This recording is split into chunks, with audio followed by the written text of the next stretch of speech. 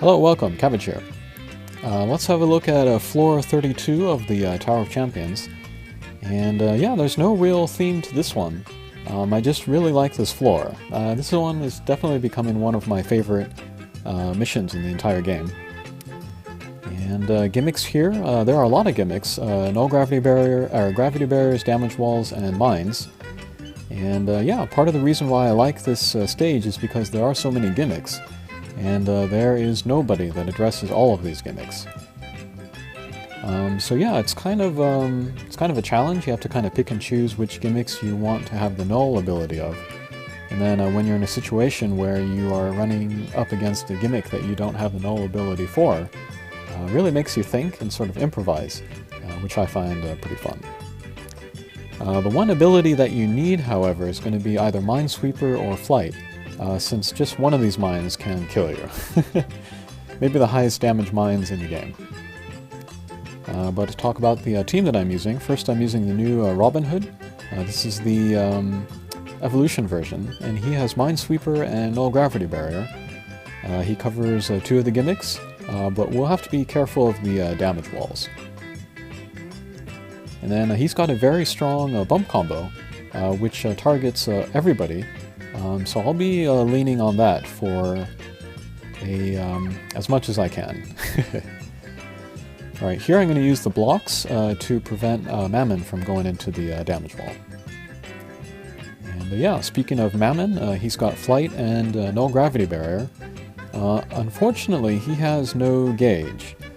Sometimes it's useful on this stage to miss the gauge shot, and so get stuck in a guy's gravity barrier, like there. And then that'll slow us down and prevent us from going into the damage wall. But Mammon, he also has an interesting strike shot where he becomes a pierce until he hits a wall, and then he becomes a bounce again. And that can be a good way to sort of kind of trap him in a certain area so that he will avoid a damage wall. He also has a flare bump combo, which means he'll be really good in close quarters. Next I'm using Pavardi, and she has Minesweeper L, so she'll be a very good source of damage. And she also has Null Block, which depending on the situation can come in handy. There will be a number of times during this playthrough, however, where I miss the gauge, so that she can excuse me, take advantage of the blocks. But here I want to set off Mammon's bump combo. So we'll go through the block and then do that damage. And then finally I'm using a Yggdrasil Evolution. And she's pretty great. I didn't use her the last time the tower came out, but I think I'll be using her from now on. She is a Pierce with a Minesweeper and Null Damage Wall. So she's very very mobile. She can move around pretty well, just the blocks and the gravity barriers get in her way. But she'll be able to go exactly where you want her to go. And all of the things that do damage in the stage, she'll be able to avoid. Alright, we'll just do a left and right here, keep Mammon out of the damage wall. And yeah, as we can see, as we take guys down, here we'll miss Pavardi's gauge shot so that she can hit the blocks and then come back.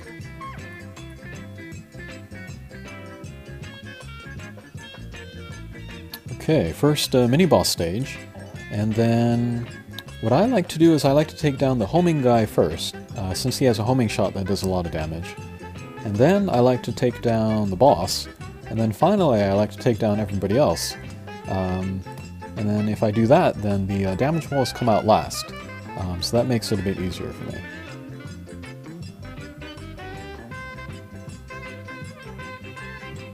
Okay, we'll take down the homing guy, very good.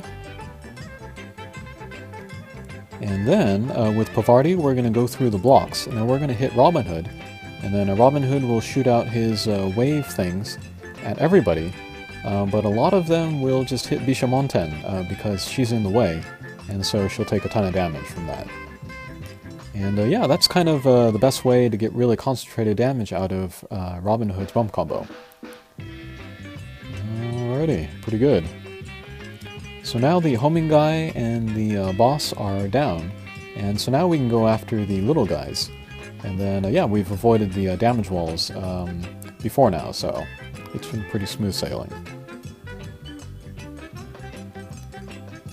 And then where that skull mark is on the enemy, that's where the damage wall will come out, so we can know where it will come before we take them down.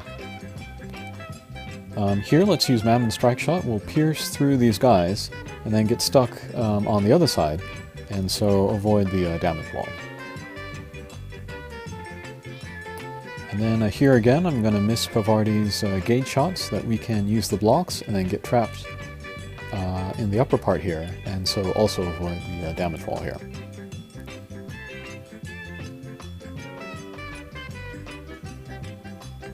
But yeah, as you can see, every character here has their strengths and weaknesses, and so every playthrough is going to be a little bit different, depending on who you are using and where the damage walls come out.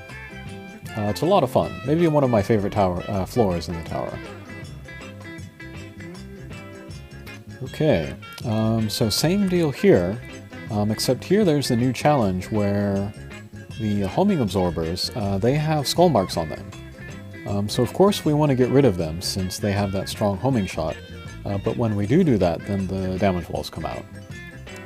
So it's kind of the level, you know, forcing our hand.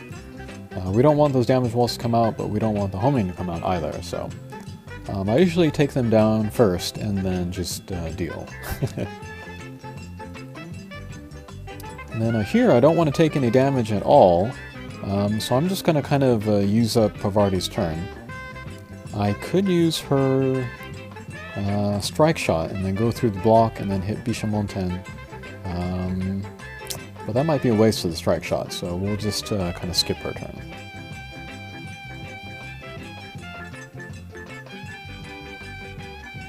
Okay, here we'll just do damage to the boss. Very good.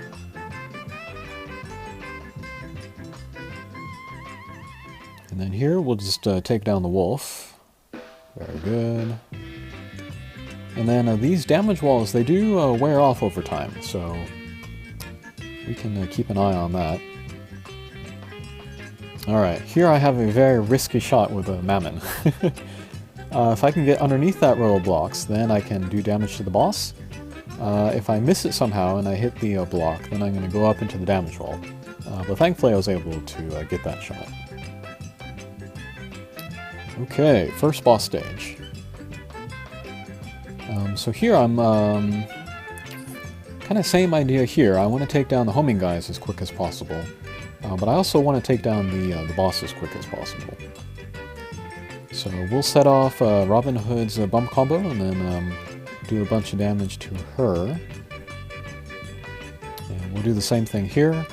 Hopefully take down one of the homing guys. Excellent. Alright, and then the damage wall is up, but the blocks are in the way, so I can go ahead and use Robin Hood here without worrying. Good. And yeah, Bishamonten does have a kind of a sleep-inducing meteor, but it tends to wear off very quickly, even to the point where you wake up before it's your turn. So keep an eye on your characters and see if they wake up in time. And yeah, that was Mammon getting in some critical hits. That's pretty crazy for a power type. Okay, there goes the boss, and then we have one guy left. And yeah, we could use this time to stall. I'm not going to do that. We'll just grab the heart, do damage to the guy, and move on.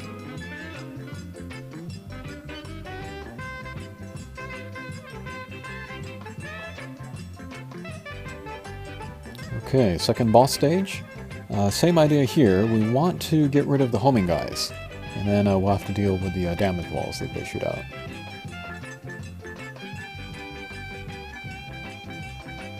But again, we can use the blocks to sort of protect ourselves.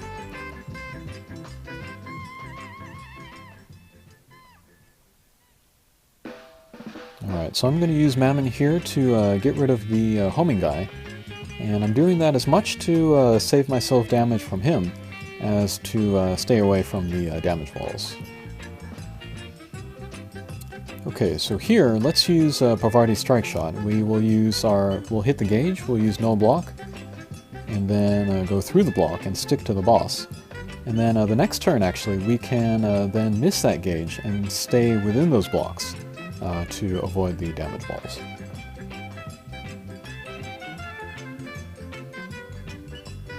Alright, we'll do some more damage here. And Robin Hood is asleep. Let's see if he wakes up in time. Okay, very good. Alright, here I was contemplating... I was thinking about how to avoid the damage wall with Robin Hood. And I was thinking maybe I could pinch on the left side of the demon and then get stuck in between him and the wall. But I might miss the shot and I might go back up into the damage wall. And then even if I took the demon down, the damage wall will come out on the left, and that would make life difficult for Mammon. So I just decided to stall, and then, you know, just let time run out, and then move on to the next turn. And yeah, that's a very handy technique to use. Here again, let's use Mammon's Strike Shot, more for positioning than to take down the guy, although it is a nice...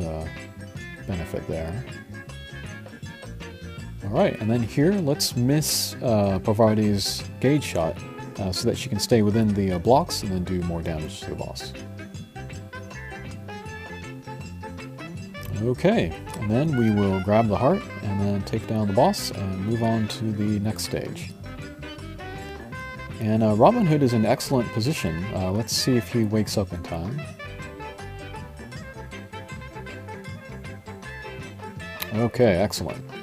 So we're in between the wall and Bishamonten. Let's use the wall-bound Strike Shot and take down the boss there. And yeah, if Robin Hood were on the top of the screen or the bottom of the screen, he would be able to pull that off, since Bishamonten moves up and down on this stage. Alrighty, and then yeah, all of the homing guys, they have skull marks on them. But we'll just go ahead and take them out with a lot of help from Robin Hood's bump combo. Very good. Alright, and then thankfully, the last guy with a turn here is Yggdrasil, so she can handle the damage walls just fine.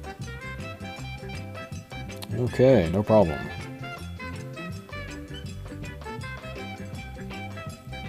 Alrighty, last stage here. I'm going to go for sort of a tricky shot here. I was hoping to do some good damage. Whoa! And instead I do all the damage. I was not expecting that to happen, but that was a lucky accident. But yeah, if we were to take down that one homing guy, all of the damage walls would come out, and then it would be just us and the boss fighting in that area. Okay, so I hope you enjoyed that. I certainly did. Again, one of my favorite floors in the tower. Thanks for watching. Take care.